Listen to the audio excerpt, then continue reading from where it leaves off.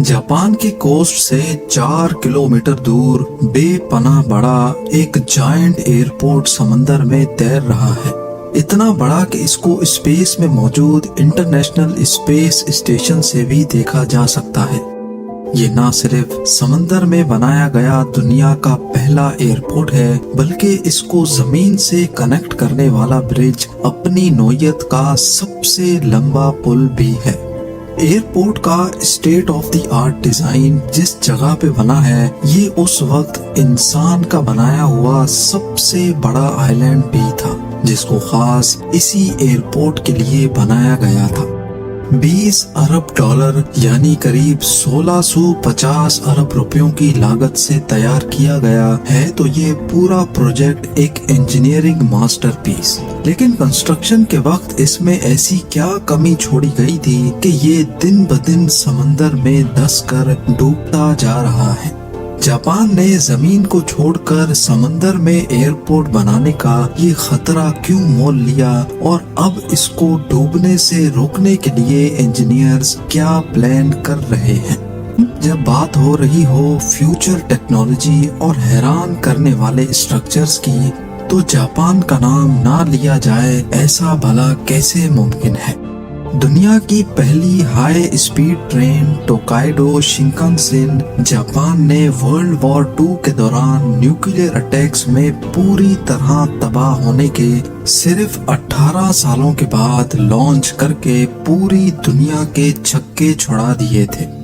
बाकी दुनिया सिर्फ गाड़ियों के शॉक एब्जॉर्बर के बारे में बात करती है, लेकिन जापान वो वाहिद मुल्क है जहां अर्थक्वेक से बचने के लिए स्काई स्क्रैपर्स के नीचे भी शॉक एब्जॉर्बर्स लगाना लाजमी होता है।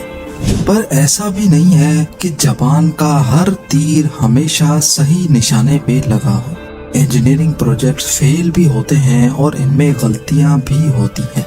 और ऐसी ही कुछ गलतियां जापान के कांसाई इंटरनेशनल एयरपोर्ट को बनाते वक्त हुई थी। जापान के कांसाई रीजन में बना ये एयरपोर्ट वैसे तो ओसाका सिटी, कोबे और क्योटो से बहुत करीब है, जहां ऑलरेडी 3 एयरपोर्ट्स सिर्फ 50 किलोमीटर के रेडियस के अंदर मौजूद हैं। लेकिन जापान की बढ़ती हुई पॉपुलेशन और इकोनॉमिक डिमांड्स को देखते हुए यहाँ एक और एयरपोर्ट की जरूरत थी। अब मसला ये था कि जो एयरपोर्ट्स ऑलरेडी यहाँ मौजूद थे, उनके चारों तरफ आबादी ही आबादी है। उन एयरपोर्ट्स को एक्सपेंड करना पॉसिबल नहीं था। और दूसरी तरफ कांसाई रीजन में जो जमीन खाली पड़ी थी, वो फार्मर्स के इस्तेमाल में थी, जिन्होंने एयरपोर्ट के लिए देने से इनकार कर दिया। जापान के पास अपनी एक्सपोर्ट्स बढ़ाने और इंटरनेशनल टूरिस्ट को अच्छी तरह फैसिलिटेट करने का सिर्फ यही एक ऑप्शन बचा था कि कैसे भी करके ओसाका बे के ऊपर एयरपोर्ट बनाया जाए। ओसाका बे का ये हिस्सा करीब 60 फीट गहरा है और यहाँ एयरपोर्ट बनाने का मतलब है कि पहले यहाँ आइलैंड बनाया जाएगा। कांसाई इंटरनेशनल एयरपोर्ट की कंस्ट्रक्शन 1987 में स्टार्ट की गई थी। उस वक्त प्रोजेक्ट के लिए सिर्फ $8 बिलियन के खर्चे का एस्टिमेट किया गया था, लेकिन प्रोजेक्ट की कॉम्प्लिकेशंस की वजह से ये रकम 8 बिलियन से $20 बिलियन तक जा पहुंची। अगर इसको जमीन पे बनाया जाता तो ये कॉस्ट इससे भी डबल हो जाती, क्योंकि फार्मर से जमीन लेने के लिए उनको भारी कॉम्पनसेशन भी देना पड़ती। इंजीनियर्स ने कांसाई एयरपोर्ट के लिए 2 आइलैंड्स डिजाइन किए, एक 4 किलोमीटर तो दूसरा 5 किलोमीटर लंबा। ये दोनों आइलैंड्स एक मैसिव सी वॉल के दम पर खड़े होंगे। यहाँ समंदर करीब 60 फीट गहरा है, जिसको भरने के लिए पहाड़ों से 750 मिलियन क्यूबिक फीट मिट्टी खोद कर लाई गई। जापान ने इससे पहले भी कई आइलैंड्स बनाए थे, लेकिन इस केस में कोस्ट से 4 किलोमीटर दूर समंदर के बॉटम पे मौजूद कीचड़ काफी अलग थी, जिस पर एक सुपर स्ट्रक्चर बनाना खतरे से खाली नहीं था। इंजीनियर्स ने समंदर के बॉटम पे मौजूद इस कीचड़ के सैंपल लिए, ٹیسٹنگ اور کیلکولیشن کے بعد کچھ ایکسپرٹس نے یہ اندازہ لگایا کہ یہاں ایئرپورٹ 19 فیٹ تک اندر دھسے گا، جبکہ کچھ کا کہنا تھا کہ یہ 25 فیٹ سے بھی زیادہ اندر دھس سکتا ہے۔ مزے کی بات یہ ہے کہ دونوں صورتوں میں ایئرپورٹ کو اندر دھسنا ہی تھا۔ خرچہ بچانے کے لیے آفیشلز نے آئی لینڈ اور ایئرپورٹ کی فاؤنڈیشن کو 19 فیٹ دھسنے کے حساب سے ڈیزائن کروایا، اور یہی ان کی سب سے بڑی غلطی تھی۔ کنسٹرکشن پروسیس کا سب سے پہلا مرحلہ اوشن فلور کو سخت کرنے کا تھا۔ 10 lakh drilling pipes ocean floor میں ڈالے گئے اور ان کو وائبریٹ کیا گیا۔ اس وائبریشن کی وجہ سے جو لوز سینڈ تھی وہ کمپریس ہو گئی، جس سے فلور کافی حد تک سخت ہو گیا۔ پائپس نکال کر پیچھے رہ جانے والے 10 لاکھ ڈرلنگ ہولز میں پانی جذب کرنے والی اسپیشل ریت ڈالی گئی۔ دوسری طرف 24 کلومیٹر لمبی سی وال کو بنانے کے لیے 48,000 کنکریٹ بلاکس کا استعمال کیا گیا۔ سی وال کو جائنٹ اسٹیل چیمبرز میں پتھر اور ملبہ ڈال کر بنایا گیا، اور پھر ان اسٹیل چیمبرز کے بیچ میں کنکریٹ بلاکس رکھے گئے۔ سی وال بنانے کا صرف ایک ہی مقصد تھا کہ ایئرپورٹ کو ٹائفون اور اس کی وجہ سے پیدا ہونے والی خوفناک لہروں سے بچایا جا سکے۔ اب سی وال کے اندر مٹی ڈال کر آئی لینڈ کی ہائٹ کو سمندر کے لیول سے 65 فیٹ تک بڑھا دیا گیا۔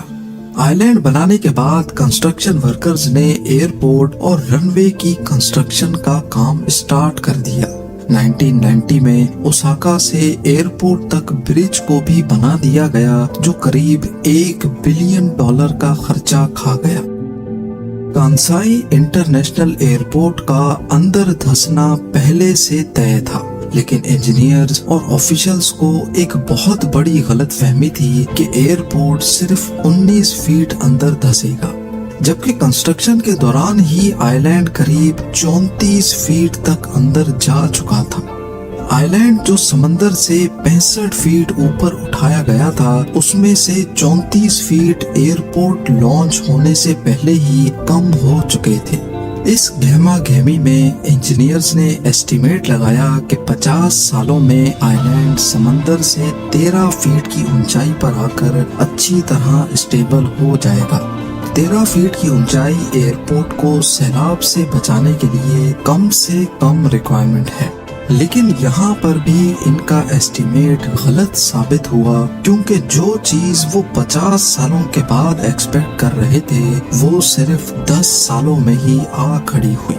جی ہاں، ایئرپورٹ کے دوسرے ٹرمینل کی لانچ تک آئی لینڈ 52 فیٹ دھس کر صرف 13 فیٹ کی اونچائی تک پہنچ چکا تھا، اور آج وہ بہت ہی ڈینجرس لیول پہ کھڑا دن بدن مزید اندر جاتا جا رہا ہے۔ اب یہ کہا جا رہا ہے کہ 2056 تک کانسائی انٹرنیشنل ایئرپورٹ 13 فیٹ مزید دھس کر سمندر کے لیول تک پہنچ جائے گا۔ اس چیز سے بچنے کے لیے ہر آئے دن ایئرپورٹ کی سی وال کو مزید اونچا کیا جاتا ہے، جس میں ابھی تک $150 ملین خرچ ہو چکے ہیں۔ لیکن کانسائی انٹرنیشنل ایئرپورٹ کو بچانے کے لیے صرف سی وال کو ہی مضبوط نہیں کیا جا رہا۔ ایئرپورٹ کی فاؤنڈیشن میں ہائیڈرولک جیکس لگائے گئے ہیں، جن کو ہر دوسرے سال اوپر کیا جاتا ہے۔ ہر 2 سالوں کے بعد پورے ایئرپورٹ کی فاؤنڈیشن کو قریب 1.5 انچ اوپر کیا جاتا ہے، جس سے ڈوبنے کا خطرہ کم تو نہیں ہو رہا، لیکن ڈیلے ضرور ہو رہا ہے۔ آئی لینڈ اور ایئرپورٹ کو بچانے کے لیے یہ جو بھی اقدام کیے جا رہے ہیں، یہ صرف عارضی اقدام ہے۔ جاپان کو اچھی طرح معلوم ہے کہ ایئرپورٹ ایک نہ ایک دن ہاتھ سے نکل جائے گا۔ ہر سال ملینز آف ڈالرز خرچ کر کے وہ ایئرپورٹ کو تو بچا ہی رہے ہیں، لیکن ساتھ میں وہ ٹائم بھی خرید رہے ہیں، تاکہ اس وقت تک شاید وہ کانسائی میں ہی کہیں اور ایئرپورٹ بنا سکے۔ ایک طرف جہاں ایئرپورٹ ڈوبنے کا خطرہ سر پر منڈلا رہا ہے، دوسری طرف قدرت بھی ہر آئے سال دستک دے رہی ہے۔ 2018 میں اوساکا بے پر ٹائفون جیبی نے حملہ کیا تھا۔ یہ طوفان اتنا شدید تھا کہ اس نے سمندر کا لیول 10 گھنٹوں کے لیے بڑھا دیا اور سارا پانی کانسائی ایئرپورٹ میں داخل ہو گیا۔ رن وے پانی سے بھر گئے اور ایئرپورٹ پر پارک ہوئے جہازوں کو بھی خاصا نقصان اٹھانا پڑا۔ اس واقعے کی وجہ سے ایئرپورٹ کے سارے آپریشنز کو مجبوراً ہالٹ کرنا پڑا۔ کانسائی انٹرنیشنل ایئرپورٹ بے شک ہی ڈوب رہا ہے، لیکن جاپنیز اس میں اپنی ہار نہیں بلکہ اپنی جیت مانتے ہیں، کیونکہ انہوں نے وہ کرنے کی ہمت دکھائی ہے جو آج تک کوئی دوسری نیشن نہیں کر پائی۔